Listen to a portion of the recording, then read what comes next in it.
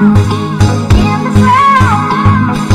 you are a magic light bulb. Everybody wants your brightness. Dark days will come and go, but you're still burning in the cold. You are your force to reckon with. When you eat, you feed your soul.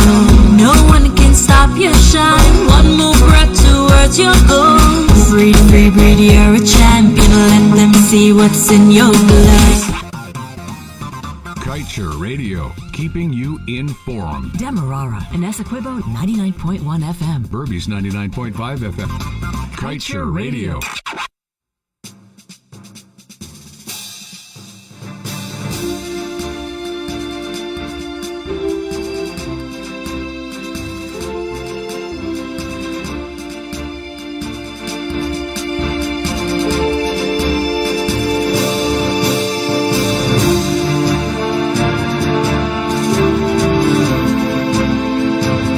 It is 19 hours 30 all across Guyana, and you're listening to Culture Radio 99.1 and 99.5 FM. It is time to enter room 592, where we unleash the truth. This evening at the helm of the program, as usual, Dr. Yog Mahadeo alongside his co-host, senior journalist of Culture News, Mr. Leonard Gildarie, and their esteemed guest tonight, Mr. Anil Nandlall. Good evening, gentlemen. Good evening to you, Kevin. Good evening to you. Good evening to our guest, Mr. Nandlall. Good evening to my co-host, Mr. Gildarie. Ladies and gentlemen, all across Guyana, the Caribbean, wherever you're joining us from, and of course, all across the US and Canada, let me make special mention of them, of you, our brothers and sisters there in Miami, New York, Minnesota, Minneapolis. I know you are getting onto this program because you have all been sending messages. Hello to Abitunes Radio. Hello to Farouk Juman. Hello to Mala, Hari Prasad, and all those who are carrying this feed to your viewers all across our diaspora. Welcome, ladies and gentlemen, from all across Guyana to room 592, where we unleash the truth. Mr. Gildarie, today has been a very a nice day, hasn't it been? It's been a wonderfully interesting day, ladies and gentlemen. Before even asking Mr. Gildarie and before bringing on our guests, I must tell you, room 592 is where we unleash the truth. Tonight, former Attorney General, a master in his own right on all aspects of law, not just constitutional law. Those of you who would have seen Mr. Nandlall in the courtroom, as I've been privileged to, you see a piece of work on display when you see this man argue a case. So that aside, though, tonight he is in the hot seat. And before I ask our esteemed guest and my co-host to say anything, brothers and sisters, as I welcome you once again to room 592, let me acknowledge Kevin Smith, Joshua Van Slytman. Let me acknowledge Glenn Lal, the entire Kaicho radio crew for making tonight's program a wonderful program and a possibility. Let me also thank Kaicho Radio and their entire team that's working hard behind the scenes. But ladies and gentlemen, what's been happening over these past couple of days? Let me just say this very quickly. A recount was done and they had a delay. CARICOM report was done and they had a delay. Every single day there is one conceivable or inconceivable machination made by this squatter government to stay in office. I've said so before and I wish to repeat it. They are squatting in office. They lost these elections and they know that, because no more are they saying they have won. So ladies and gentlemen, I want to remind you, Mr. David Green just said he doesn't interfere with GCOM. Then he said, there's a 4-step process. Let us wait for number 1, number 2, number 3, number 4. But before number 1 started, there was problem. Before number 2 started, they had the Ulita Moore case. Before number 3 got started, you got this David versus GCOM case. Who knows what's going to happen before declaration? And this is why we have this legal luminary here tonight. But ladies and gentlemen, I know a lot of you have felt depressed today. I want to say to you, and Mr. Nandlall will correct me if I'm wrong, I did not see anything happen today that make me take worry, make me depressed in any way. Because here is what, fact 1, the CEO, had already advised the commission on the numbers of valid votes cast. Don't forget that. The CEO has already advised the commission. The commission's chairman then sent the CEO to go bring me the numbers, which includes the numbers that make up the seats in the National Assembly. And fact number 3, there are only valid votes that were counted twice in this process, on the night of March 2nd and during this 30-odd days of recount. Only valid votes were in those boxes that were printed on money paper, boxes that had the ballot sheets that had all the security features. Only valid votes were counted. So all the narrative you're creating, I wish to remind you, they are allegations. They are allegations of irregularities that deserve their respect if true to see their day in court. But that has to come after a declaration. In my view, ladies and gentlemen, therefore, the court said nothing new to Madam Chairman Claudette Singh. The court says nothing new to this woman who has been a distinguished former judge. Basically, what they have achieved is 4 to 5 days of delay of declaration of a president.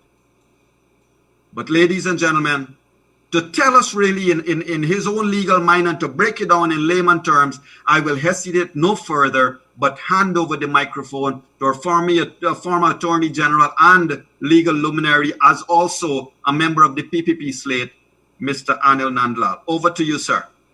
Good evening, Yog, and good evening, Gildarie. Thank you for accommodating me on your program.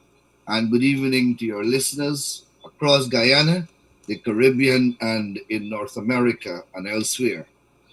Yog, perhaps a convenient point to begin is to reiterate that the people of Guyana spoke on March the 2nd, and they chose a government of their choice. The votes were counted on the night of March the 2nd, and the results were known. Then we had a whole host of attempts to steal the votes of the electorate of this country. You had Mingo, they went to court several times, and you know the shenanigans. I don't need to repeat it. Then the votes were recounted publicly, broadcast on the airwaves of this country, and tabulated every afternoon on live television. The rules of the recount were made and agreed upon by every single political party and the commission, at the level of the commission, because the commission reflects by its composition all the political parties. They sat down and they drafted the rules that will determine votes and valid votes, etc. And those votes were tabulated every afternoon and totaled. And then the chief elections officer was assigned the responsibility of doing the total tabulation, meaning aggregating the votes tabulated by the 10 regional certificates and summarizing the observation report and presenting it to the commission. As you correctly said, there are 2 sheets of paper among the papers presented by Lowenfield, and they constitute an aggregation of the total valid votes cast for the regional elections and the national elections. And the papers say so on their face. It had each party, how much votes each party got, and it got the total valid votes. That is what it says. So the commission already has a total of valid votes cast. Then Lowenfield tried to do some jiggery-pokery by making adjustments and deductions based upon allegations which were made during the recount. Allegations that the president said that CARICOM observation team was the most legitimate interlocutor and that their report must be taken into by the commission. That report examined and analyzed those allegations at length and said that they were incapable of invalidating any vote, that they were a fishing expedition that attracted very limited drawings from it, that most of them were frivolous and vexatious. A multitude of adjectives were used by the CARICOM team in debunking and denouncing these very allegations. Then in addition to that, at a meeting of June the 18th, the commission, through the chairperson, made a unanimous decision saying that the commission can't deal with credibility of the elections, that the commission has already, during the recount process, determined the validity of the votes, and all the votes totals were valid votes. Invalid votes were already discounted and put in separate envelopes at the recount process.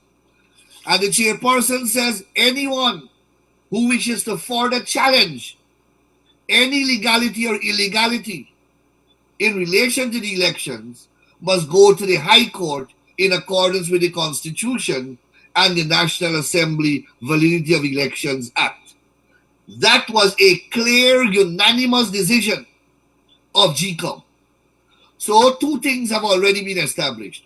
One, valid votes have already been determined by the commission, and Lowenfield has been already directed to go and total those valid votes and prepare the requisite statutory forms, because he totaled it already.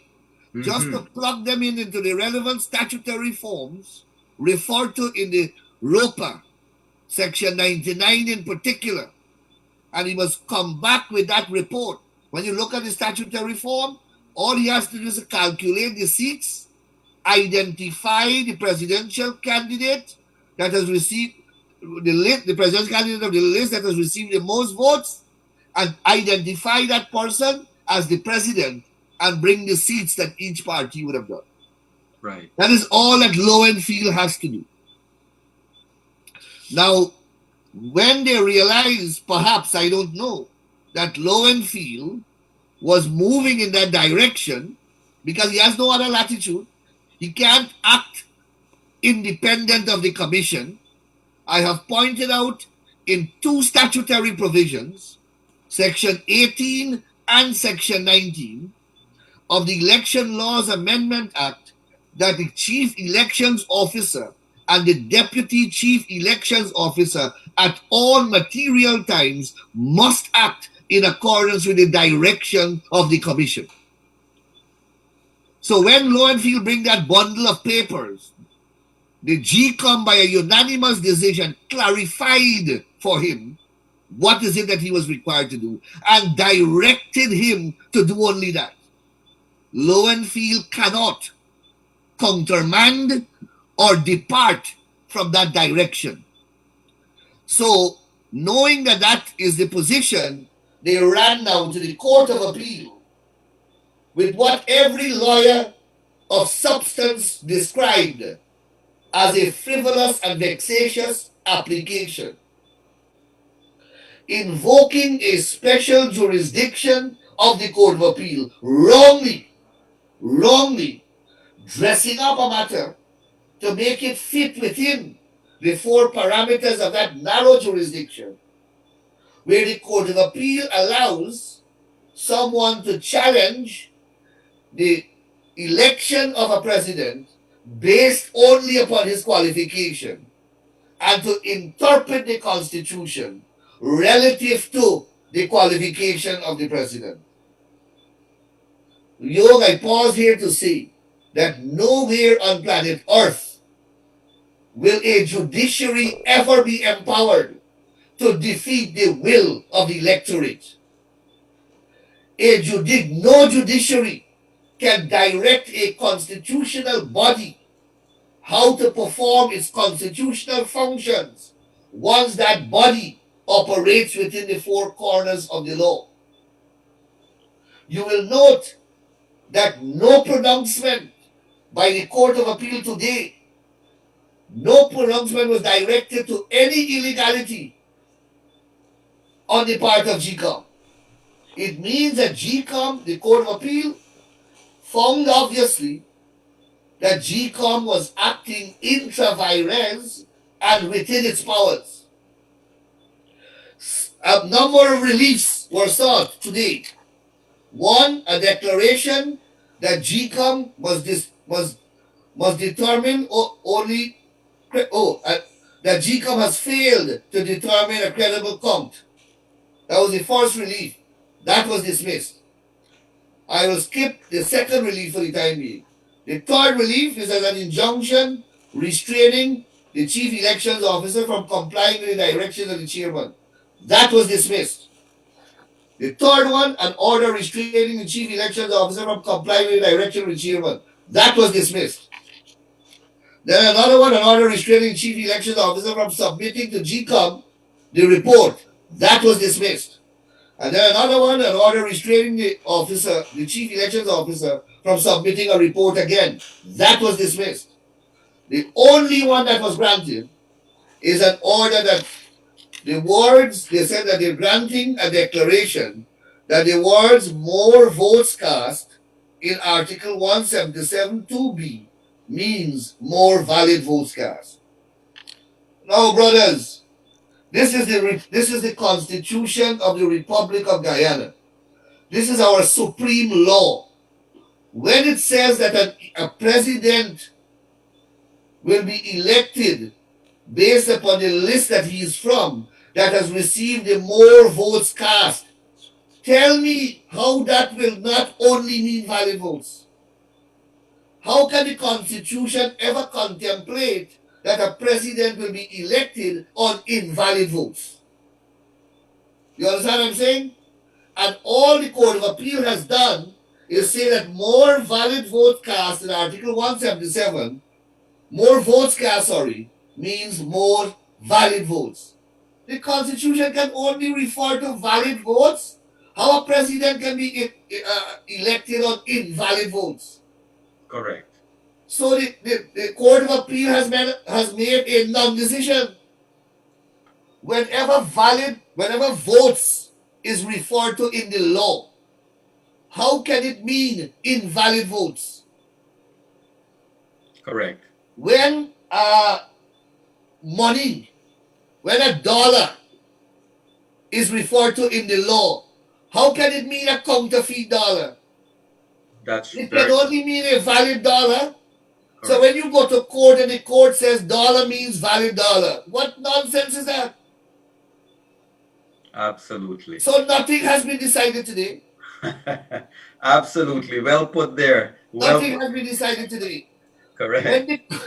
When the court says every citizen of Guyana, it means every legal citizen of Guyana. It can't mean an illegal citizen of Guyana. Correct. This is the law that we are speaking about, bro. Correct. And it is as simple as that, my brother. Mm-hmm. So the decision of the Court of Appeal has changed nothing. So, Counsel, I want to come in here.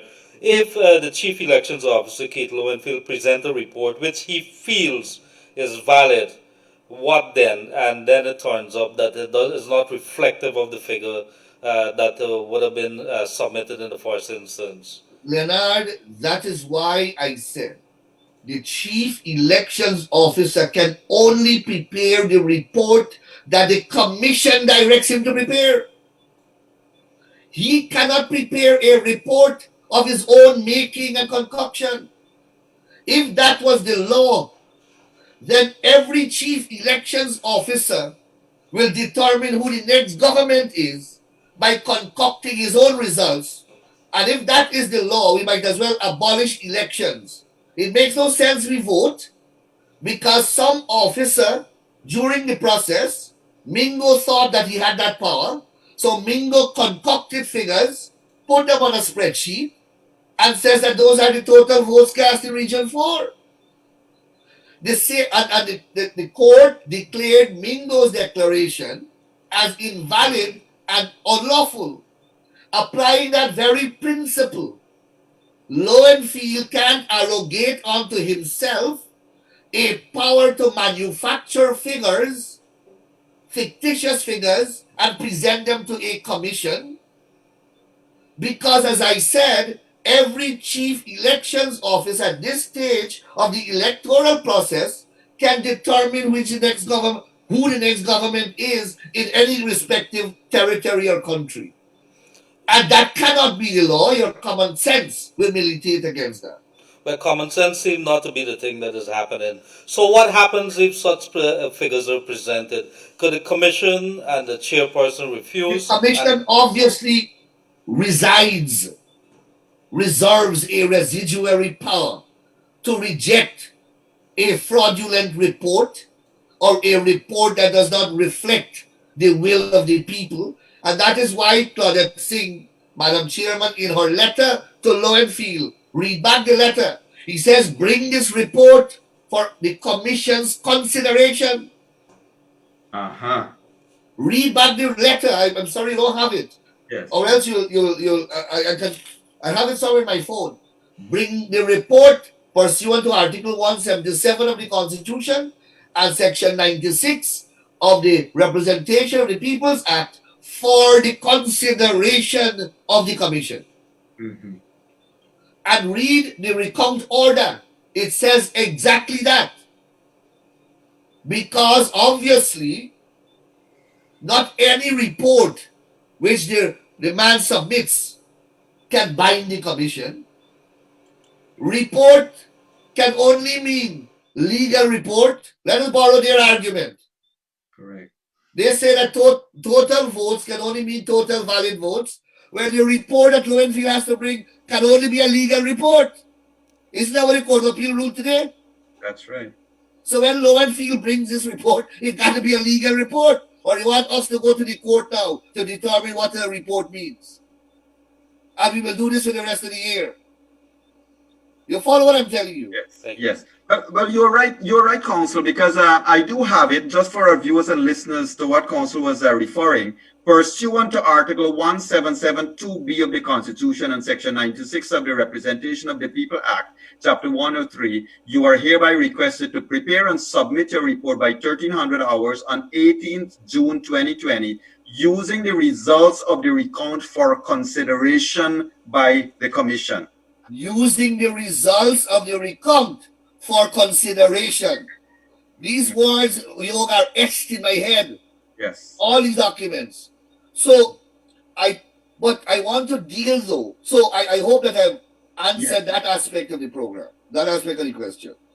But let us deal with the Court of Appeal decision. The Court of Appeal, unfortunately, and whatever remarks I say here about the Court of Appeal, I say it with the greatest of respect and in the exercise of my right to make critical commentary about a decision. And as a right that I have.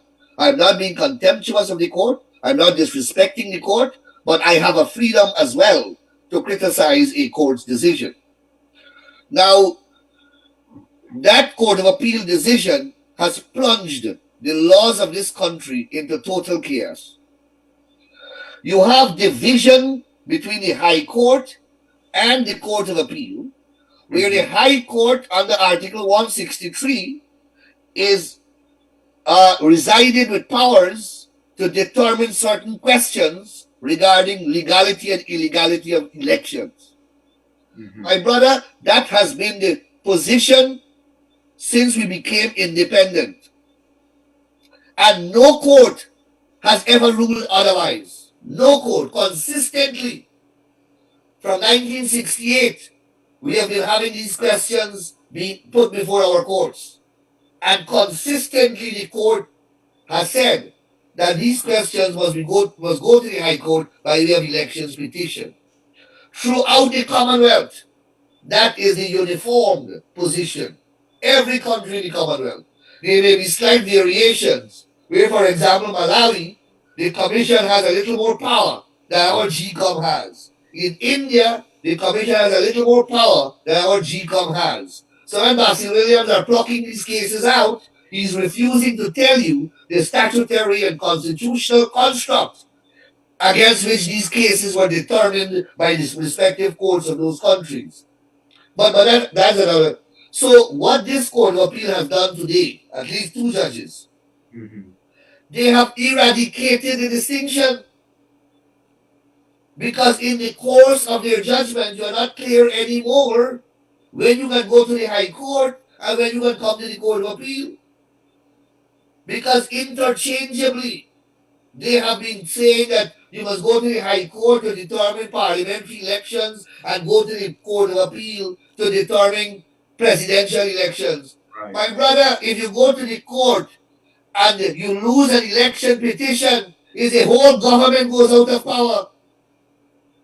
Is that it? How can you conceive a situation where the parliament, the party loses, the government loses the election petition, so the government must go, all the MPs must go, but the president remains? How is that even possible? But that's what they said today, that elections for National Assembly must go to the High Court, and elections for the president must be determined by the Court of Appeal. So let us say we won our 2015 petition. Let us say we had won it, and we were to form the government. Are you telling me that Mr. Granger would have stayed in the government, and we would have stayed as president, and we would have been in the government? When Granger was the head of a ticket, the presidential candidate of a ticket, of a list that lost the elections by virtue of the election petition. You understand what they have done to the laws of this country? But let us look at how they have given themselves jurisdiction when all the lawyers for the respondents say that they don't have jurisdiction.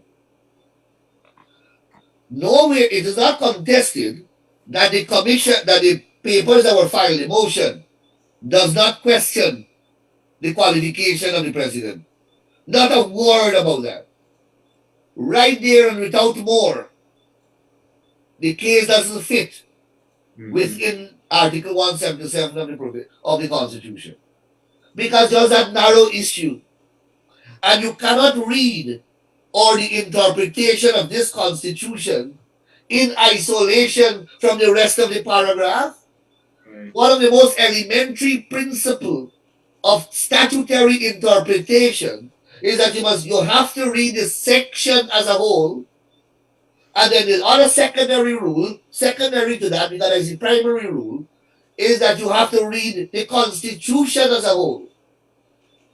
How can you pluck 3 words out of the Constitution and pluck it out and separate it from the rest of the context?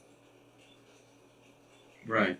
Contextually, words carry meaning in a particular context. These are basic rules of interpretation, my brother. Right. So when they say qualifications of the president or interpretation of the Constitution, or yes, it's disjunctive, but it can mean any interpretation of any provision of the Constitution. That doesn't make sense, especially since the High Court, you must have heard the saying that the High Court is the guardian of the Constitution. That is not a saying, it is a legal truism. What that means is that you want to interpret the Constitution, you want to enforce the Constitution, you go to the High Court. Right. And that has been the practice from the imposition of constitutional democracy in Guyana from 1966. And every practicing lawyer knows that. So that's the first point I want to make. So clearly, the motion could not have fit into this provision. Secondly, the provision says this, Article 177(5). Subject to the provisions of this Constitution, Parliament may make provision for giving effect to the provisions of this title. I stop here. Parliament may make provision for the giving effect to the provision of this title. All the judges today agree that Parliament has not given effect. Parliament has not passed law to give effect to the title. Right. So how the title becomes effected?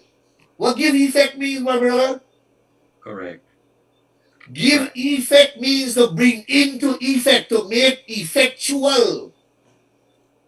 If the law is not passed to activate the provision, then the provision remains unactivated. Now they have used a ruling in a case called John Doe and the Attorney General. Let me explain what John Doe decided. You know, under the Constitution, you have what is called fundamental rights and freedoms. One of those fundamental rights and freedoms has to do with protection of private property. John Doe case had to do when the Linden-Suicide Highway was being constructed, and the government of the day compulsorily acquired lands for the construction of that highway. John Doe lands were among those seized. John Doe went to court by a constitutional application to claim protection of that fundamental right of protection of property. Now that fundamental right is declared in the Constitution, and the Constitution says that any person who feels that this right is going to be threatened or the right is being taken away, you have an access to approach the High Court for remedy. Now, at that time, there was no procedure made to go to the High Court. But the rights were already crystallized. So when the man went by any procedure, the court says, look, the framers of the Constitution could not have intended to deny you your fundamental rights because some rule-making authority omitted to make a procedure by which you should access these fundamental rights. So you see, there was an absence of procedure. But here you have the Constitution itself saying that subject to the provision of this Constitution, Parliament may make provision for the giving effect to the provisions of this title. You see the distinction? Yes. One is the absence of a procedure, and one here is where the law doesn't come into force. Correct. Until Parliament may make. Now, if you compare this with the same 163 that says you must come to, when you want to challenge an election, you must come by election petition. The identical provision is there. Parliament may make provisions by how you can access your rights under this. And in that case, Parliament made provisions. Correct. By way of a whole act, the National Assembly Validity of Elections Act. Here, Parliament omitted to do that. So how are you the court? You are not Parliament. You can't give effect to a constitutional provision that is not in effect. So that's the second point I want to make. Right. The third point I want to make is that the thing says very clearly that it has to do with determining any question as to the validity of the election of a president. Now, our laws define an election from the time the last cycle of registration is done, preceding an election. You know, every time you have an election, there is one last cycle where you put on people who will reach that age on voting day. Correct. Right? That last cycle. Yes. When that last cycle begins to turn, the election begins. And it ends with the declaration of the final results. We have no declaration of the final results. So how can you invoke this provision? Correct. Right. So in my respectful view, the Court of Appeal, on those grounds alone, fell hopelessly into error, at least the two judges. Right. So, And they had no power, therefore, to make the other pronouncement which they made, which I have already explained, yes, is yes, a non-decision. correct. So, in terms of our viewers and listeners out there, Council, I just want to say this, viewers and listeners. Remember, you can tell your friends, you can tell your family. We are also live on radio right across the country, 99.1, 99.5 FM. So we do know that a lot of you, and Leonard, let's give credit to all the viewers and listeners all across the coast, even Pomeroon, that has been calling and said they're coming on to this program. We're, Council, we're receiving tons and tons of messages as we speak of persons who are also on air listening, but they're sending us WhatsApp messages and so forth. Remember, you can send your WhatsApp message to 622-2222. So, in other words, as Leonard would put it, 222. Right, Leonard? Did I get it right? 6222222. You got to get it right, There man. you go. So, Council, I want to come back to you on the point. Is there any possibility in your mind that Lowenfield can now do a second advisory to the commission that is contrary to his first advice? Because what you have said clearly, he already advised the commission where the numbers of valid votes are concerned from the recount. Lowenfield can physically do anything, but he cannot legally produce advice or a report that conflicts with what the recount totals generate, what the recount totals are, Right. or generated by the recount exercise. He cannot do that legally. And therefore, as I said, the commission reserves the power to reject Lowenfield's report. You see, you have to understand that the law is, Lowenfield is not the first chief elections officer. It is not the first time that we have had recounts done. We may not have had national recount, meaning all the regions, but every election there were recounts, and every election Keith Lowenfield, or the chief elections officer, has to perform this function. You can recall Mr. Alexander likes to boast about some story with Gokul Budu, when he says at one time Gokul Budu presented to them a certificate that was inaccurate. And he, Alexander, took credit for identifying the inaccuracy, and as a result, the commission rejected the certificate or the report, and the man had to put it back. Yeah, he did make that assertion in one of our sessions in room 592. Exactly. So therefore, it is not unprecedented for a report to come which does not reflect the true results.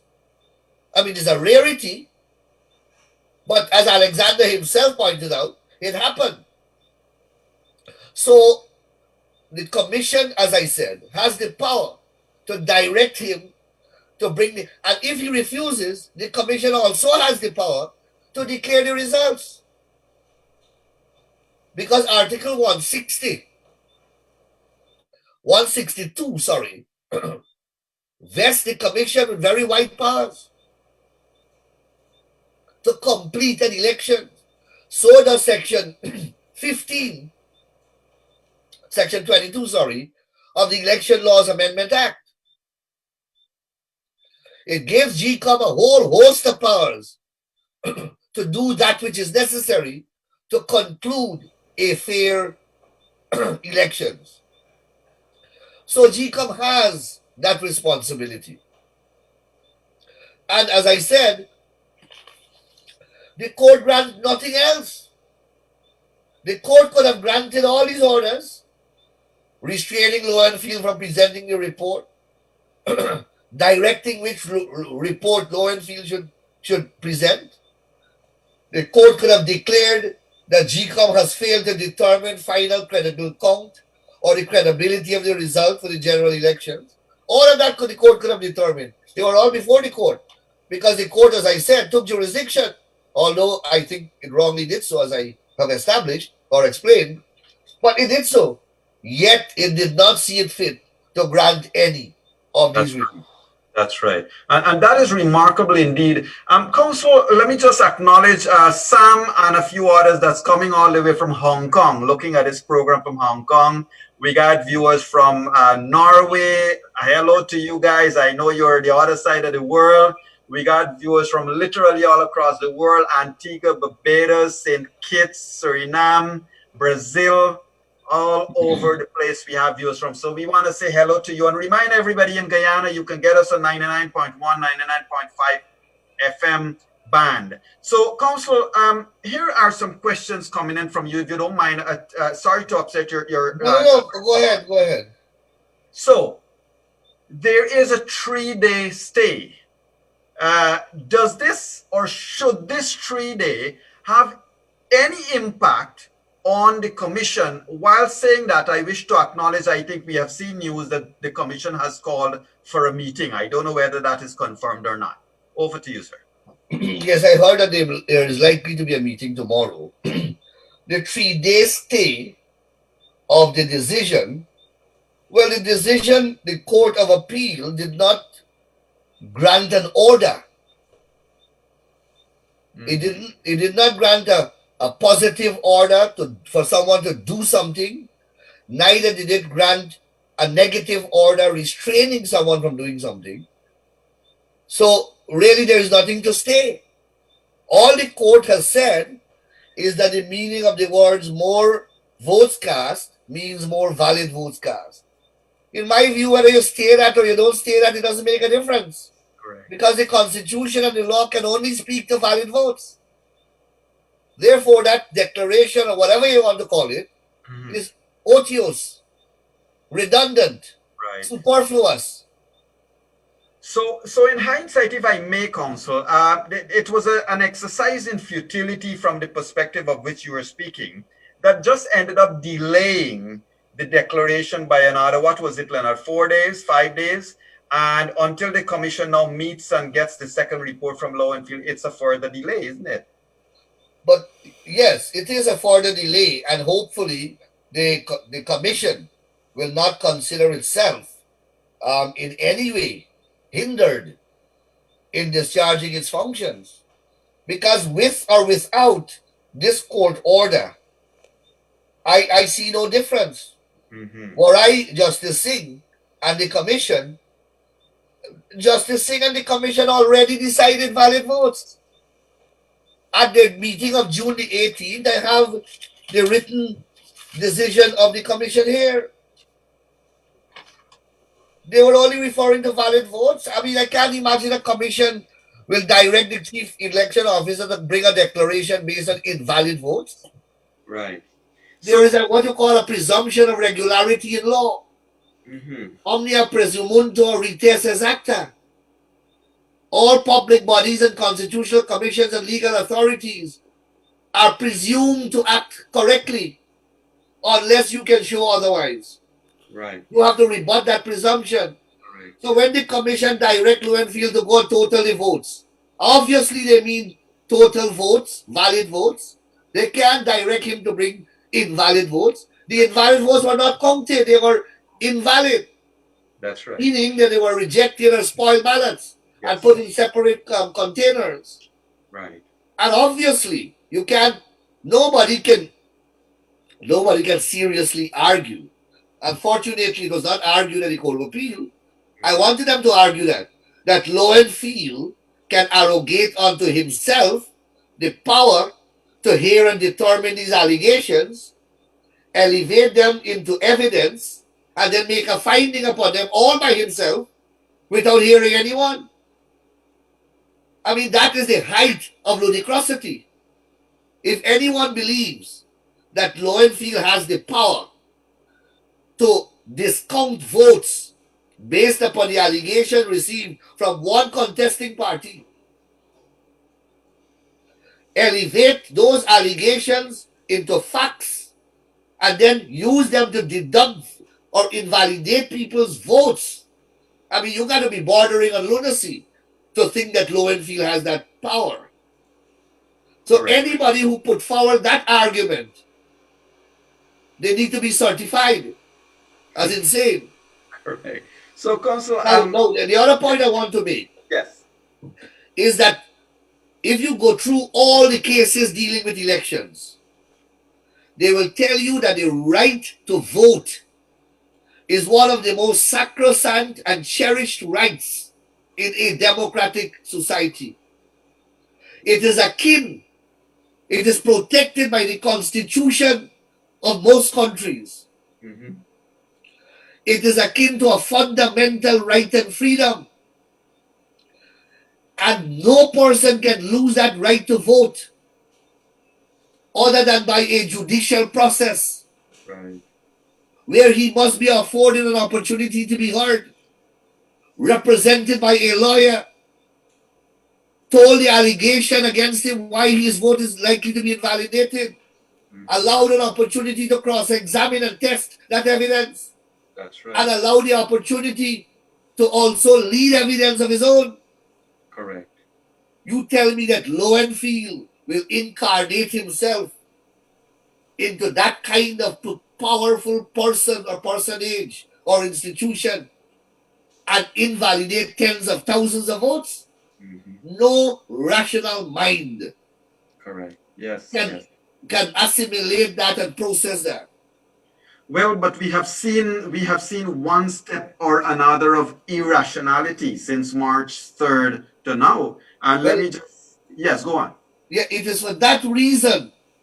It is for that reason that our team of lawyers, we are not going to sleep tonight. We have to think this thing through. Mm-hmm. Not because we feel that this decision in any way harms us or is dangerous or can be acted upon, but simply because we live in a society where politicians now are going to misinterpret this order, abuse it, manipulate it for their own political design Mm-hmm. and the furtherance of their political agenda, as they did with the no confidence motion, Correct. as they did with so many court decisions. Mm-hmm. And we will lack clarity on the way forward, and we have a society that is prone to violence when things are not, going in a particular direction. And then the other issue is we have to consider whether, seriously, as a lawyer, I cannot leave the state of the law in this state of confusion. Mm-hmm. Because what will happen? Where do you go next? When you want to challenge an elections petition, where do you go? Do you come back to the Court of Appeal? Because the election petition also involves a challenge to the presidency. And this court ruled that you can only challenge the presidency here. So do I file one case in the Court of Appeal to challenge the presidency and another case in the High Court by way of an election petition? Right. Do you understand the state of confusion that our legal system has been plunged into? So, for the purpose of clarity of the law and to bring order back to the society and put the law on its proper footing, we may have to be forced as responsible citizens take this case forward only for the purpose of bringing some kind of legal equilibrium to the state of our law so that in the future That's right. we don't know where, because if you don't appeal and the time goes, expires for appealing, remember, you don't have a right at large to appeal. You have time frame. Correct. And if we don't appeal and we leave the law in this state of chaos, I don't know what will happen in the future. Correct. there will be a complete breakdown of law and order in this country. Because, Council, one of the sad realities that is coming up is that here is a government that just refuses to accept that it must get out of office. From the no confidence motion to now, this government has shown that regardless of what you do as a people or as a country, we're not going to come out from office. And so with all of this shenanigans, it throws a very, very dangerous future ahead for us as a people, because it means any government in the future can decide elections don't matter, to your point you had made earlier. Yog, yes, they may hold that view now. Mm-hmm. And I don't know how long they will continue to hold that view.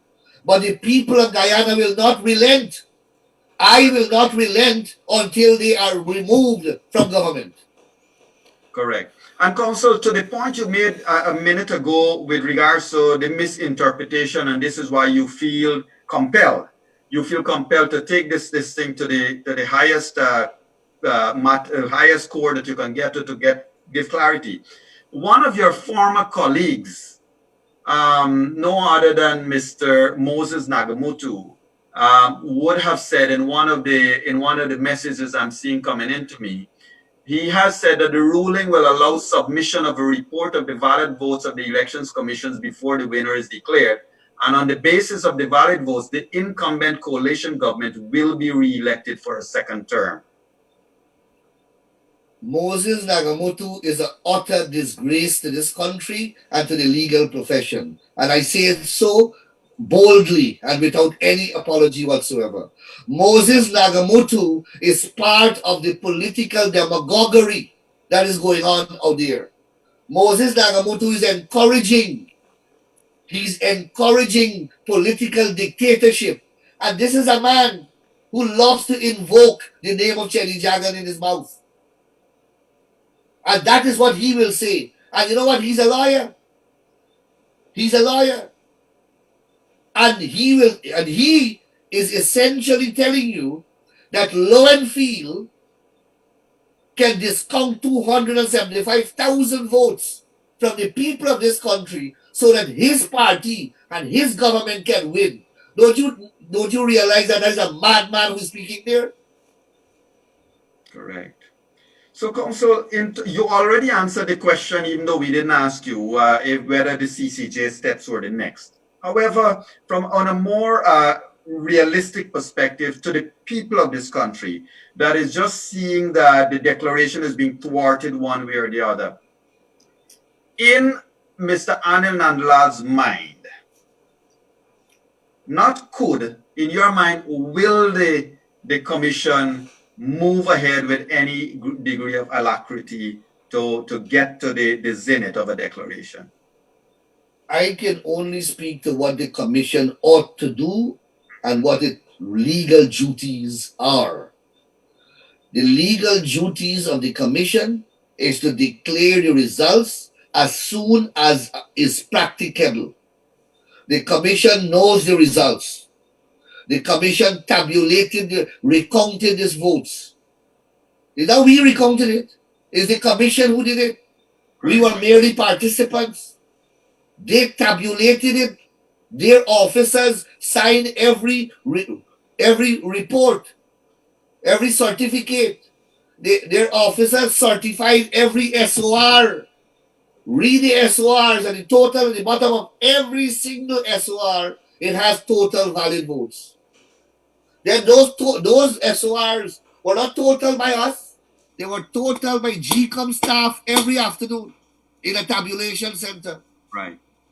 And then when one region was finished, they were amalgamated and certified as the total valid votes for that particular electoral district. Mm-hmm. And then Lowenfield totaled them himself, the 10 districts, and presented to the commission. Right. So the commission cannot pretend now to not know what the valid votes are. And the commission, therefore, under the laws of Guyana and under the oath of office that each commissioner took, including the chairman, mm-hmm.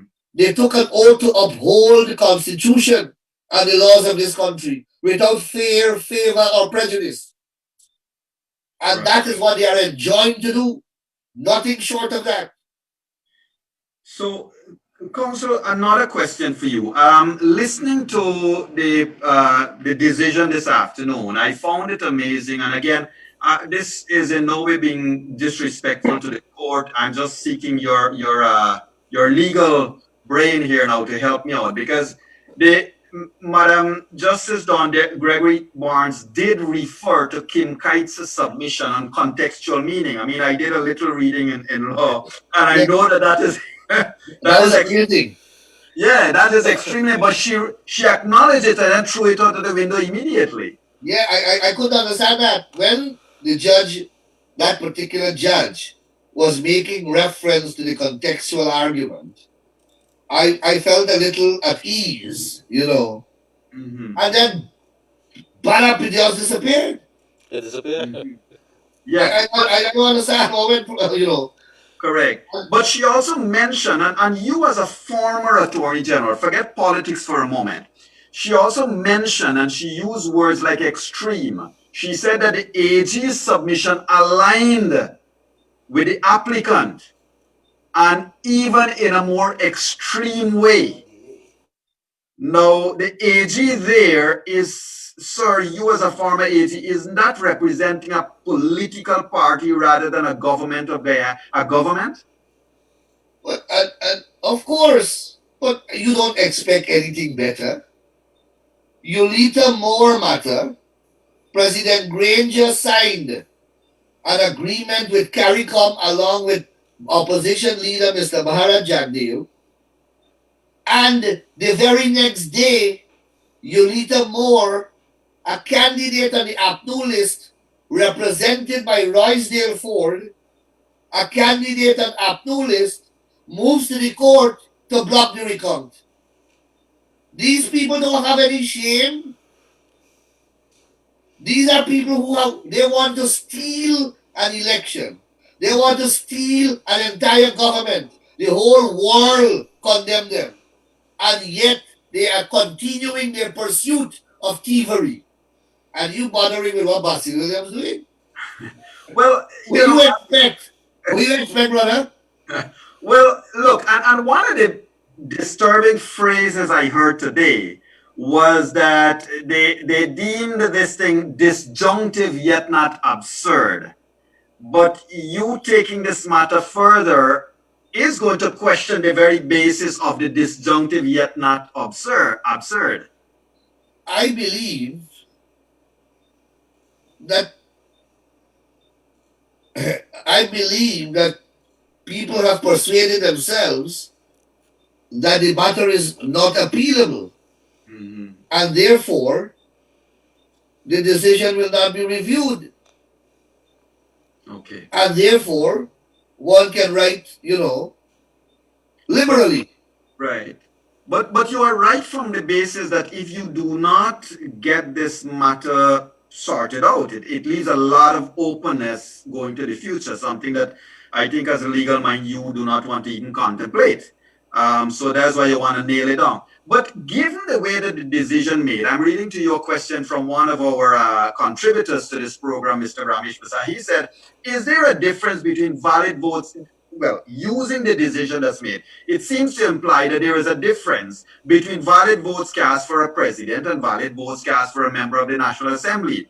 If Lowenfield is to invalidate votes for the presidency, wouldn't he be invalidating votes for the members of the National Assembly for which the High Court was now given jurisdiction over? Most naturally, because you are voting for a list of candidates, of which the presidential candidate is one. So you are voting for the list, the party list, Mhm. and implicitly you are also voting for the presidency. And that is the danger of this judicial reasoning. They have bifurcated the two, and they have ruled that you must challenge it two different places when it is one ballot. I did not vote directly for Irfan Ali. I vote for the People's Progressive Party. But I know that when I vote for the People's Progressive Party, I am also voting for Irfan Ali. But I did not cast a second ballot. Right. That is why when you question an election in the election petition under the High Court, in the High Court, sorry, and if you are successful, the entire government goes. Because the reliefs that are granted by the court under the National Assembly of Validity of Elections Act is an order directing the government to move out of office, or an order calling for fresh elections within so and so time, or an order removing one government and installing another. Right. How can you do that and leave the president? Correct. Yeah. How Because can you correct. how can you separate the president from the list?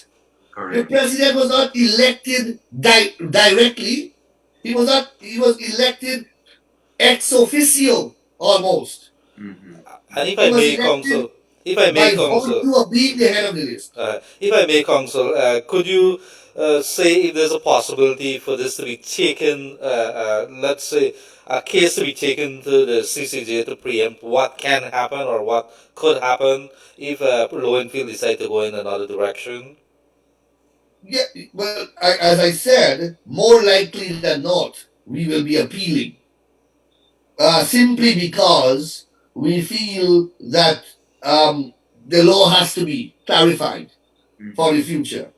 Of course, if we will be before the CCJ, if we see it low and feel moving in a particular direction, as I said, you have the safety mechanism of the commission.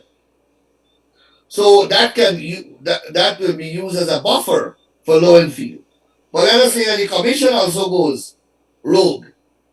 Then obviously we are there already at the CCJ. And appropriate orders will have to be fashioned to meet the justice of the case. Correct. Counsel, I want to ask you, as a not as necessarily a member at the bar, a member of the bar. I want to ask you as a PPP member here. Your leader signed this agreement with Mr. Granger, the leader of the APNU AFC list. Are you able to say whether your leader would have communicated with Mr. Granger to say, hey, we had an agreement, man. What are you doing? Why are you tearing up this agreement in every part of the way? Has there been any communication between the two? Because the CARICOM report is now done, and yet we're having one delay or another. As far as I am aware, there is no formal communication. There has been no formal communication. But the basis is not created for formal communication because of the position of Mr. Granger's government. Mr. Granger, as you saw over the past, just before the commission directed Mr. Lowenfield, appeared about 3 days in succession, making statements and making overtures directed obviously to the commission, trying to influence the chairperson. And this is a gentleman who has not faced the press prior to that for months. Yes. But he has been doing that during this exercise.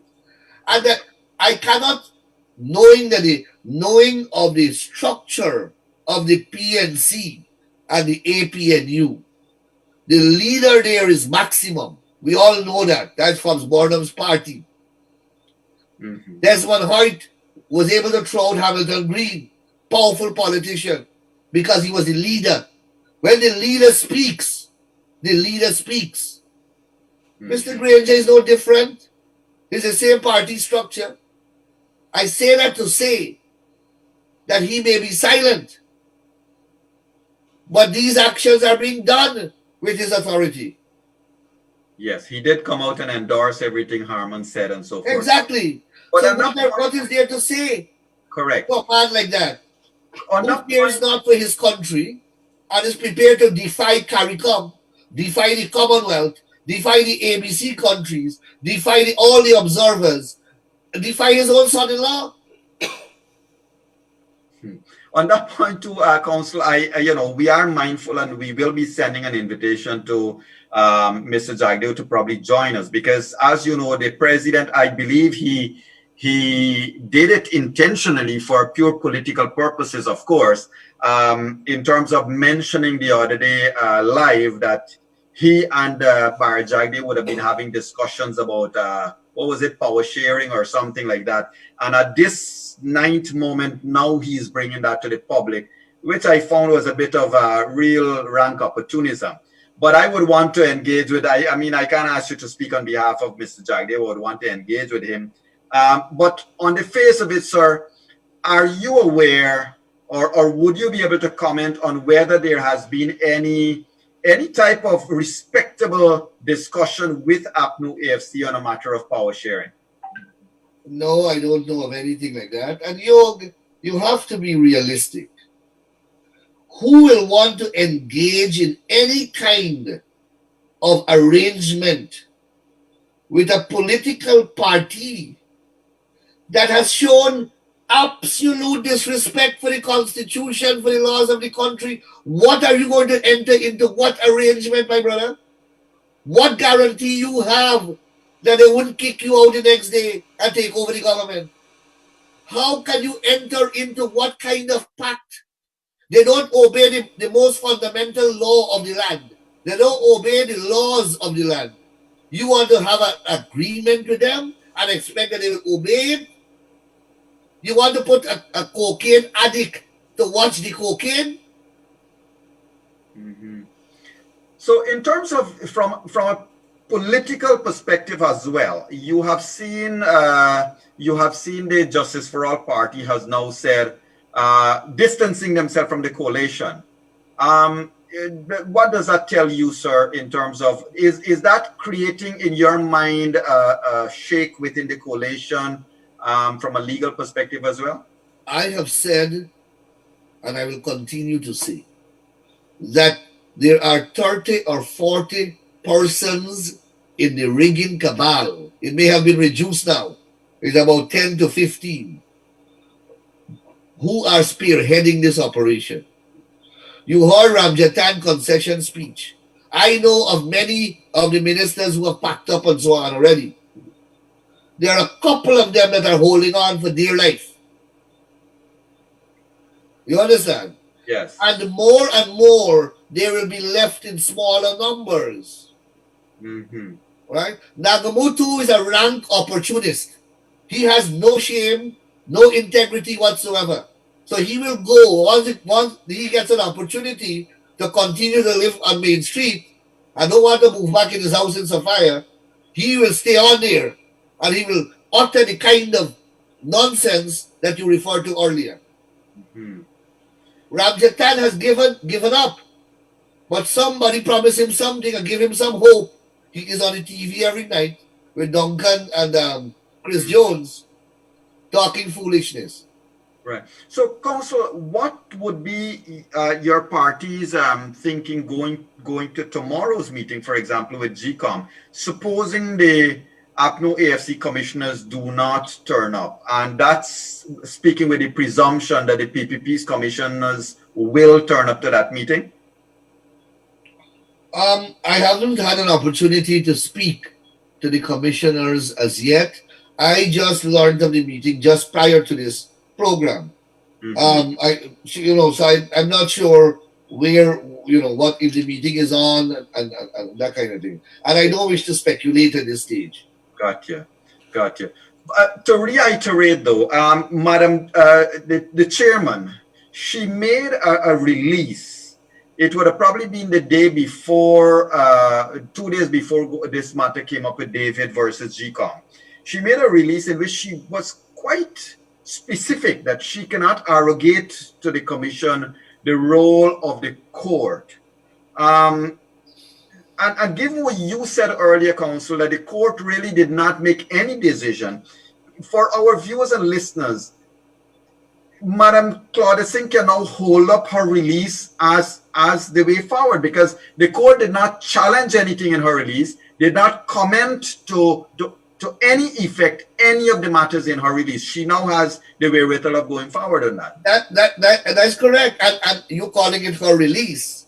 But it is the reflection of a unanimous decision of GCOM.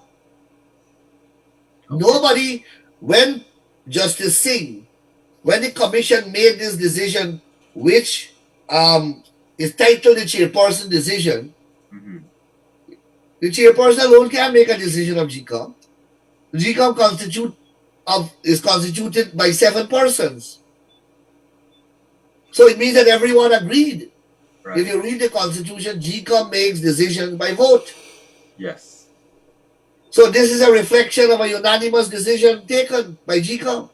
Correct. And as you correctly said, the court did not touch this declaration, this decision. And moreover, a decision was asked, a declaration was sought, directed to GCOM, and it was dismissed by the Court of Appeal.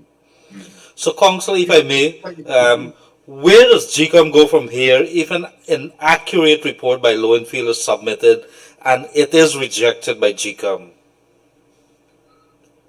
Well, GCOM can either direct him to bring another report, or GCOM can declare the results. The results, Gildarie, is not a secret anymore. Everyone knows what the results are. It's only the declaration is a very ceremonial, very formal act. So the results have already been counted and made public. Counsel, the one thing that I wish to seek your clarity or your comment on is Justice Singh noted that the commission cannot arrogate unto itself the jurisdiction to annul. So we know that's out of the window. Nothing has been said or done since that can change that. The other part is really where the contention is, that GCOM could not have thereby closed it itself with the jurisdiction to establish itself as a court.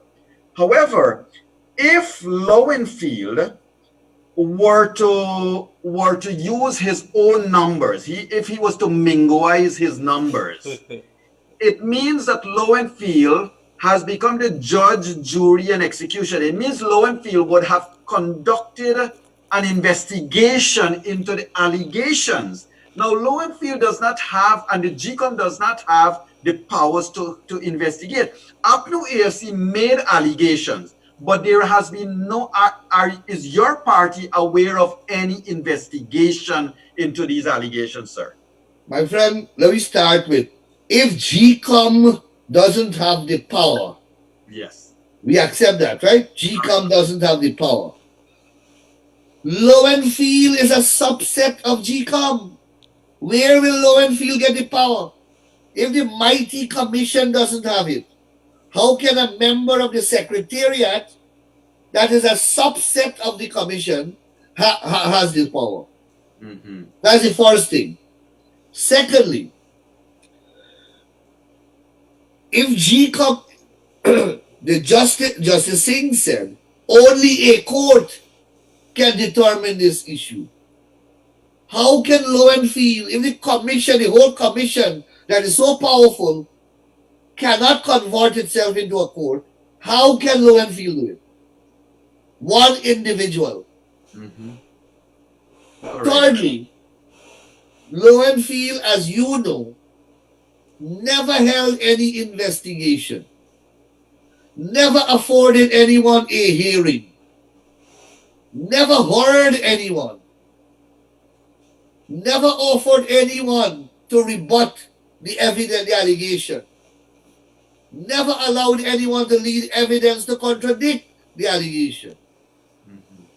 How, by what methodology can Lowenfield invalidate my vote? Correct. Which legal system will allow that to happen? And at the risk of being a little pedantic here to our viewers and listeners, what I was getting at when I was asking Mr. Nandlall to comment on that is the following. If Lowenfield was to investigate an allegation that let me use Mr. Dave Kisoon, that Mr. Dave Kisoon was not in the country, but his serial number was ticked off as having voted, he ought to have given, one would expect, the Mr. Dave Kisoon an opportunity to say, hey, I'm here. And to do so, then it means he has to probably invite the public to appear and to dispute, because APNU AFC is on air saying that they went into there on a matter of hearsay to call out serial numbers. And mind you, viewers and listeners, there has been no validation that whatever GCOM said was ticked was indeed ticked. I want everybody to remember that. The observers did not get to verify that whatever GCOM said was a ticked voter was indeed ticked. The local observers also confirmed. But let us also deal practically. Lowenfield at some point in time said he relied on the immigration record. No, my brother, we put out how many persons out there, taped them, who were said to be overseas by virtue of the immigration record, and they were here. Kaichor News spoke to a family in East Berbice who said, who APNU objected to that they were overseas, and I believe the police commissioner, I think, confirmed that they were overseas. And the people called Kaichor and said that they were in Guyana and voted for APNU. But Council Mr. Alexander was on this program, and he said that the commission will not go and read a newspaper. If you, the political parties, have found a challenge to the source, he called them the source, meaning the immigration records, then you ought to write the commission. But the commission is not going to rely on a newspaper article. How Alexander wants us to contribute to the pantomime that he wants to create. What basis Alexander has or the commission has to deliberate on I sending them information that this man is in Guyana? They can't act on the first allegation. That is what they wanted us to do, to send in our information so that they can, I don't know, they can play judges in there, and then they will hear us. And what kind of foolishness is that? So we never got, in a court of law, Mr. Commissioner of Police would have had to come into the witness box and tender his list. And then we would have had an opportunity to cross-examine him to show where his list is defective. And so the death certificate guy would have got to do the same thing. Because we have people that they have issued death certificates for, and the people are alive. Right. So I hear Alexander saying that the production of the death certificate is proof that the person died. It's prima facie proof. In a court, if you produce a death certificate, I have a right to question it. Especially since Felix was the one who was directing the birth certificate and death certificate people to spin off these things for the purpose of these allegations. We looked at them, all the death certificates that they have were issued around the same time, the 5th of June, 2020. Right, yes, indeed. So, one other technical aspect I want you to address. Let us just presume and pray. I mean, for me, it's a prayer that tomorrow GCOM meets and with alacrity, declaration is made, and President-elect Irfan Ali is sworn in. Would that, if that happened within the next day or 2 days, will that affect your team's desire to still appeal this matter to another court? Not at all, because as I said, the main thrust of our desire to appeal is not really to deal with this case. As I said, that this case is badly, they decided nothing. This is an innocuous ruling. It is really to overrule the Court of Appeal, giving itself jurisdiction, and to redirect the electoral law of this country to its proper course. Right. Because, as I said, we can't leave the law in this state of chaos. We can't. And confusion. Right. We Come need clarity. in terms of order of day now. I mean, in terms of what did PPP see, you and your colleagues there, as you see one new machination step forward after another, what must be going through you and your fellow leadership persons within the PPP? The PPP is the party of Cherry Jagan. We were birthed in struggle. The history of the PPP is the history of a struggle for freedom and democracy in this country. And we will not stop. It took the PPP with Dr. Jagan and Mrs. Jagan 28 years to remove them. Right. We are very close to remove them in just under 5 years. Council, So we are prepared for the long haul. They will have to be removed, and the will of the people must prevail.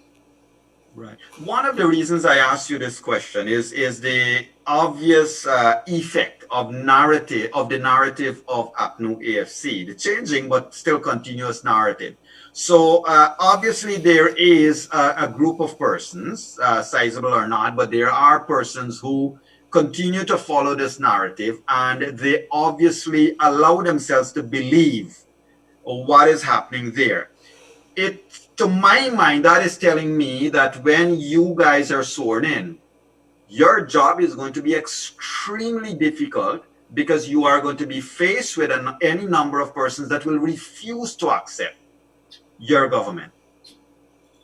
Well, Yog, it is an unfortunate reality, but we will have to deal with that.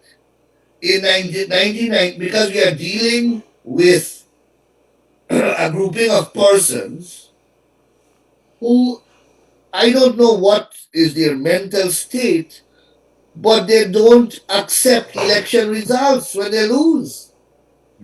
And when they are offered a chance to be in government, they are incompetent, corrupt, and they neglect, and then they lose elections and they don't want to come out. In 92 elections is the same thing. 97 elections is the same thing. 2001 election, the only election they accepted was 2006.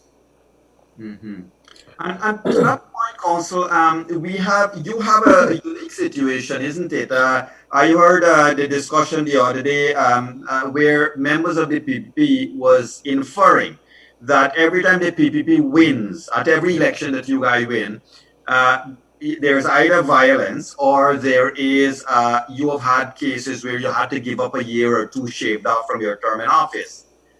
Here is where you have the opposite has happened. APNU lost the NCM vote almost a year and a half ago now, but they continue to remain in office. What's your comment on that? Well, I don't know how long you'll have to bear this cross. I said one time that Forbes Barnum was described by a former Barbadian prime minister as a cross that every Caribbean person has to bear. Well, he has left his legacy here, and we have to deal with it. Look, losing and winning at elections happen in every country. Donald Trump won. I think Hillary Clinton had the popular vote, and he won. Yes. That half of America didn't feel that they were left back. Correct. And they were marginalized, and all this fabrication that we're hearing now. The Caribbean, very small democracies, they're close fights. Yes. But one party loses, you go and you try to improve yourselves. We lost in 2015, and then they were so miserable in office that they lost the 2016 local government election. They lost the 2018 local government election. They lost the no confidence motion, and they lost the 2020 election. Whose fault is that? Correct. Whose fault is that, my brother?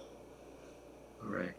Well, the truth is that we have said it on this program before, and I think one of our overseas visitors would have, one of our overseas guests would have said it. But, Council, what, other than access to the courts, this is a difficult question. What do you do? What can you do when a government refuses to give up power after having lost elections? Fortunately, we don't live in an island or on an island.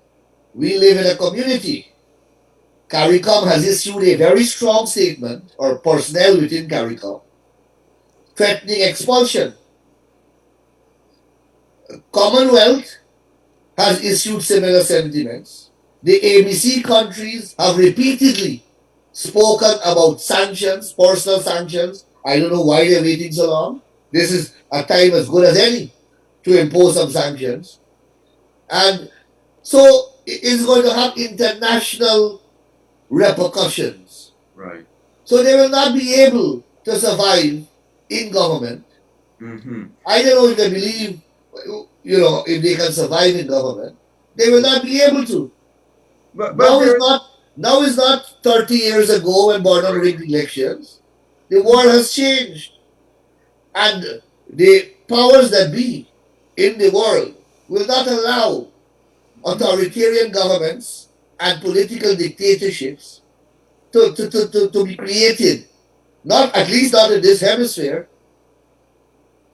Correct. So, Council, I mean, to our viewers and listeners, please, I wish to say this very, very openly. Our program is always open to members of ACNO AFC to also join and sit with a Mr. Nandlall or any one of the persons from the opposite sides and let us have a discussion. We have always extended that invitation, and that continues to be.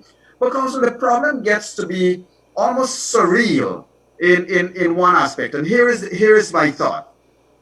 Today we have seen Venezuela, viewers and listeners, today Venezuela would have made a release to say, why you want to go sit at the international courts? Let us have dialogue. So Guyana's situation is, who will have dialogue with these people? There is no legitimate government in place. And Venezuela obviously know exactly what they're doing by making such a statement.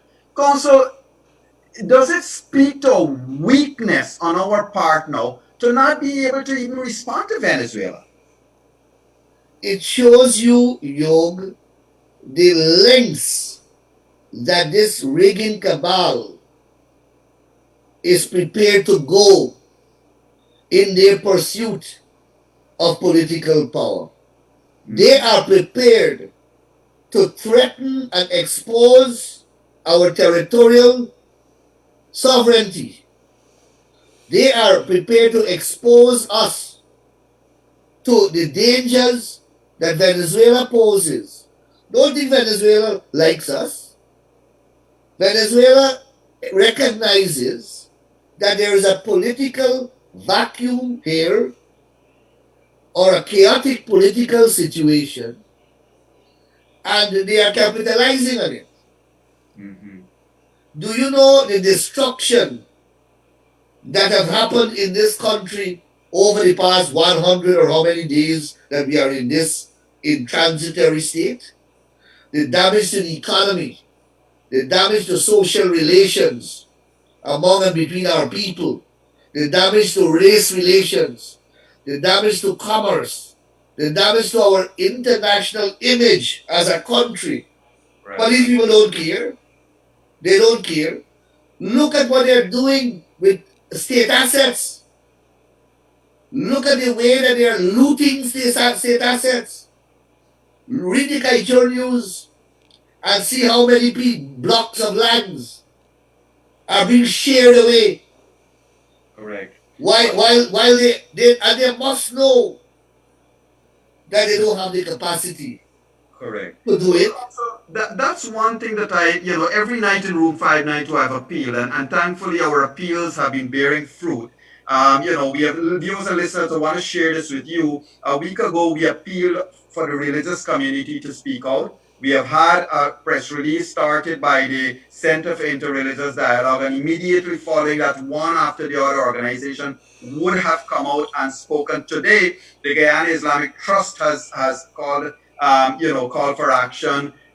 We do know that the Arya Samaj grouping across the country, more than 100 members of the Arya Samaj body in Guyana would have signed demanding that Granger concede. So a lot of persons are coming out. And in addition, Leonard Gildarie, what we have seen, and one of the calls I want to make here today, ladies and gentlemen, to those viewers and listeners that are backing the APNU AFC in doing what they are, I want to remind you, all of the land that is being stolen, all of the properties and assets that are being taken away presently, you are not getting any.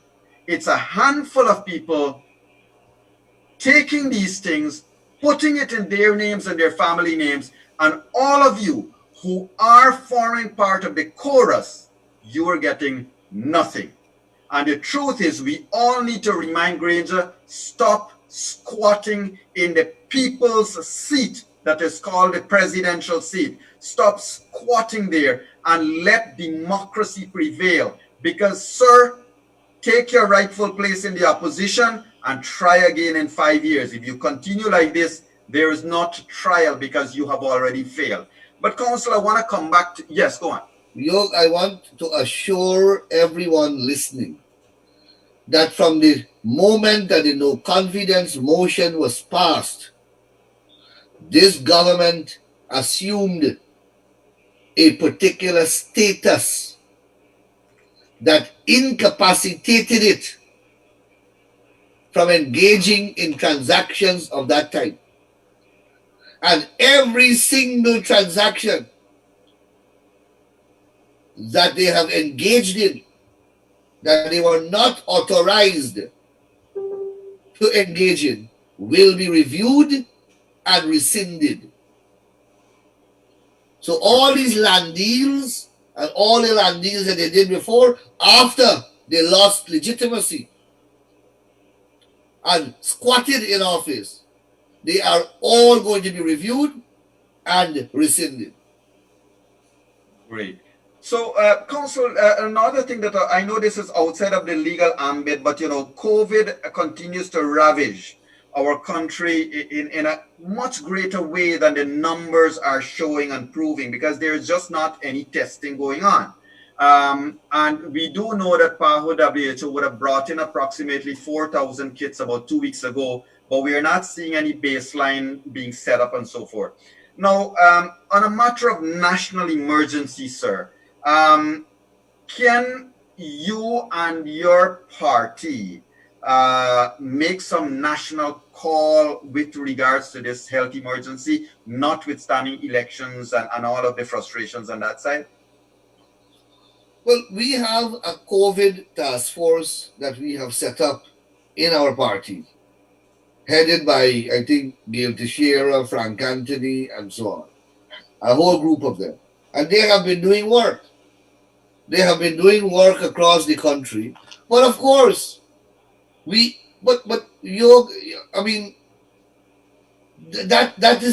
another manifestation of the mindset or the neglect. I can't find adjectives to describe the attitude of this government and the few people who are prepared to sit by, squat in office, and see people die every single day. Mm-hmm. And people are dying every day. Right. And they continue to plunder the treasury and not giving the benefits of the money to the people of this country. Tests are not being done. You know, kits are not being imported. But look at the amount of money that they're paying to fix Ocean View. Mm-hmm. Correct. And we are seeing that Kaito News, ladies and gentlemen, would have reported in today's newspaper the fantastic sum that is being paid for rental of that Ocean View building. And mind you, we're not talking anything about retrofitting, about putting stuff on the inside. We're not talking anything to protect it from high tides. We're not talking anything. And remember, again, ladies and gentlemen, that is supposed to be something that would be a place for people to recover, but we do not have that amount of persons having COVID-19 to even justify spending $2-3 billion to build that facility. Remember too, this is the same government that immediately squashed the specialty hospital that could have been done at a far lesser amount of money than the $2-3 billion that will be spent, that is spending here. Mr. Goben Harberton, thank you for being on the program, sir. I acknowledge your questions, but I cannot ask counsel to repeat those things. Please look at the recording, because we dealt in depth with the decision today and the implications of those decisions. Counsel, I want to bring you right back to these elections, sir. The next 2-3 days, of course, is going to be very important. However, sir, one of our viewers has sent this. I don't know if it's a fair question to ask you, but I'll ask anyway.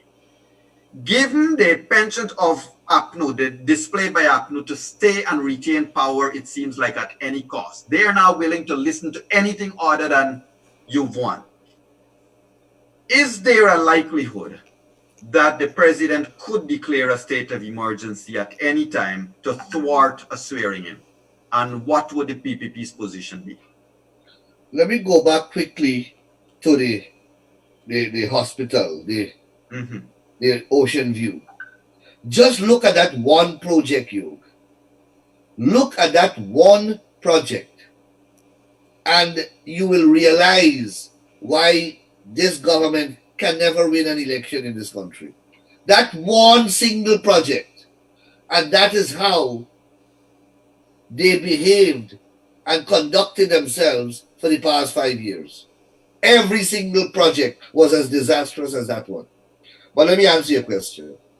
Yog, the president has very limited powers. A state of emergency cannot be called between an election and the declaration of a results. More particularly, period, it can't be called. It's not possible. The Constitution will never allow a state of emergency to be called during that period, simply because you can have a rogue head of state who realizes that he loses the elections, and to avert an adverse declaration,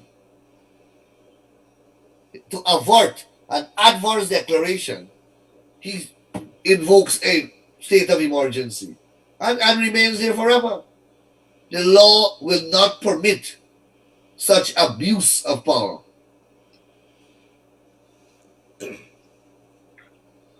Your volume, Luke. Sorry about that. Council, on another note, over the past week, we would have seen a brand new narrative started. And this narrative is headlined Cambridge Analytica. I am mindful that former President Donald Ramotar's name was mentioned explicitly. And, I have, and I will be inviting Mr. Ramotar if it's suitable to him to come on at some time and talk about it. However, Council, before I ask you to answer, ladies and gentlemen, I have myself been speaking to a number of persons, and it seems like we, the people, need to get to the bottom of exactly who employed Cambridge Analytica, who employed Cambridge would have been divided into 2 or 3 subsets, who employed the subsets, and there is a figure of about $3 million that would have been paid by a particular political party. And Mr. Nandlall, I wanted you to comment on that while also telling the viewers and listeners, a lot of you are being beaten up that the PPP would have taken Mercury for $34 million. But we seem to forget that JJ and B LLC was also contracted by APNU AFC for $90 odd million.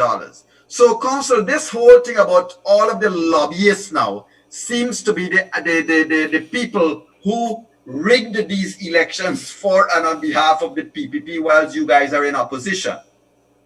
Now, I don't know much about this Cambridge Analytica, honestly, and I will defer to Mr.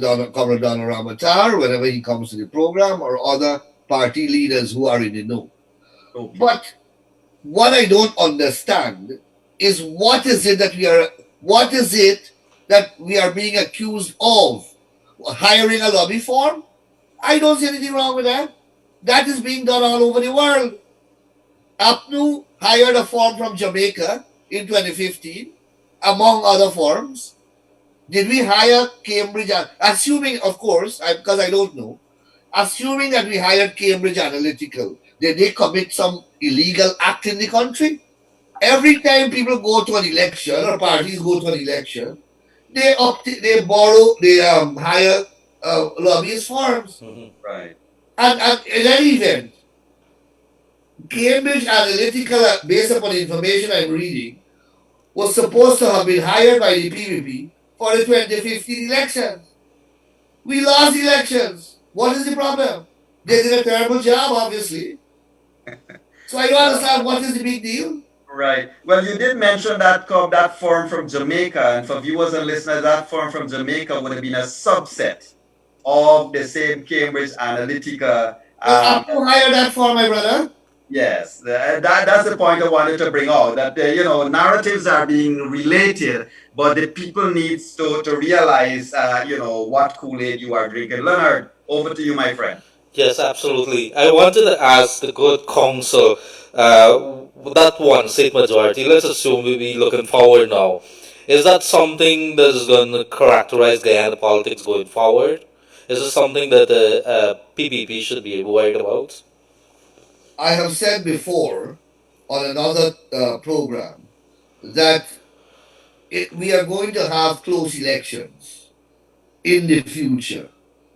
And I hasten to say that that is not necessarily a bad thing, because it will increase competition and it will force competent government, accountable government, non-corrupt government, and it will force government to deliver on their manifesto promises. Because if you do not perform, then it is easy to remove you. I mean, if you perform well, then you will be able to increase your seat to a 2-seat majority, which might be a little better. But it cannot be something that's bad. And I am looking forward to working in that kind of environment where you have constructive opposition. That's what we want. Constructive engagement, constructive opposition. You can't, it hurts my heart to think that we have to go into parliament and look at people who rigs election and don't obey the laws and they cannot effectively represent their constituency. As I said also, I don't mind a constituency different from the PVP that votes for a grouping of leaders of their choice. I will fight every day for their right to do so. But I have a fundamental difficulty with a grouping of leaders who are uncivilized, who are barbaric, who are not prepared to act democratically and behave in accordance with the rule of law. Then we have a difficulty. How do you engage those people seriously? Correct. And that is a fundamental problem that we have in this country. But isn't that one of you're right, fundamental problem, because now the handful of troublemakers, this handful of squatters, sorry, they are seeing that there's probably nothing for them in the future if they allow the power to go to you guys. But that is not it. If they have behaved in a way that disqualifies them from being elected, if they have made themselves unelectable, whose fault is that? Which rational voter will want to vote for Nagamutu anymore?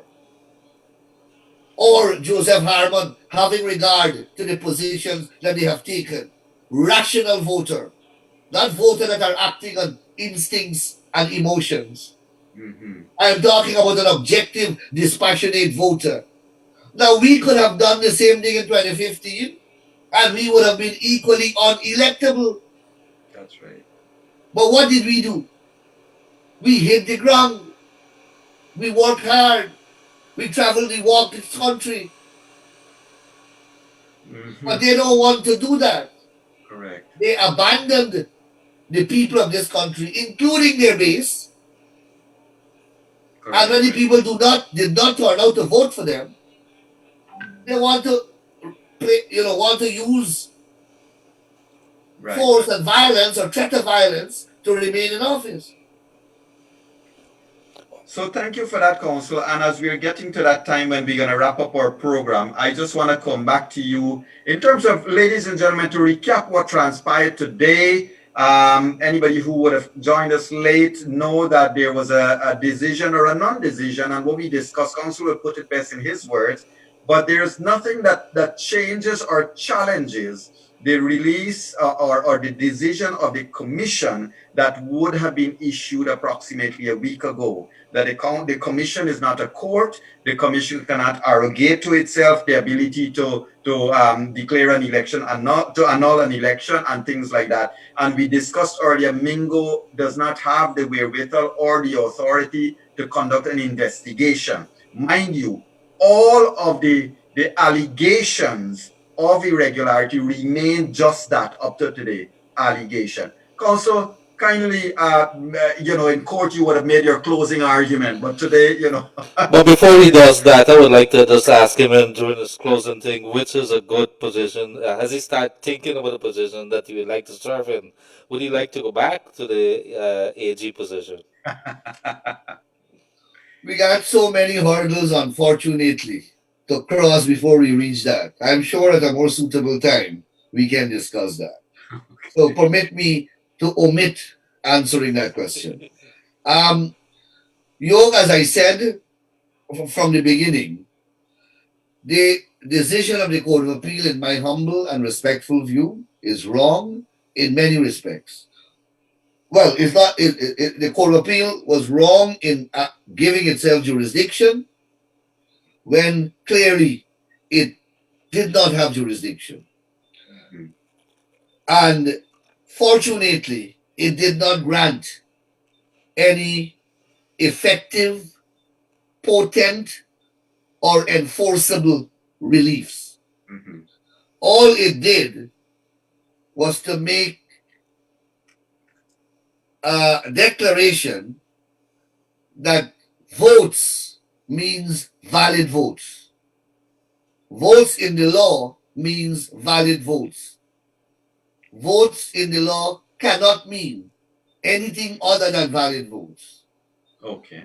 Right? As I said, when the law refers to anything, any object, without further adjective, it means a legal object.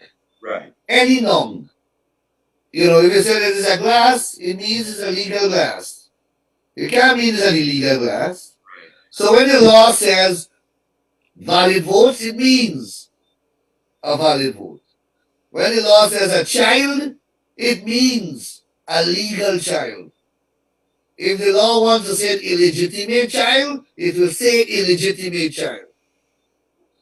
When the law says you are married, it means a legal marriage. It can mean an illegal marriage, an adulterous arrangement. It must mean marriage is a legal, valid marriage. Similarly, when it says votes, it means valid votes.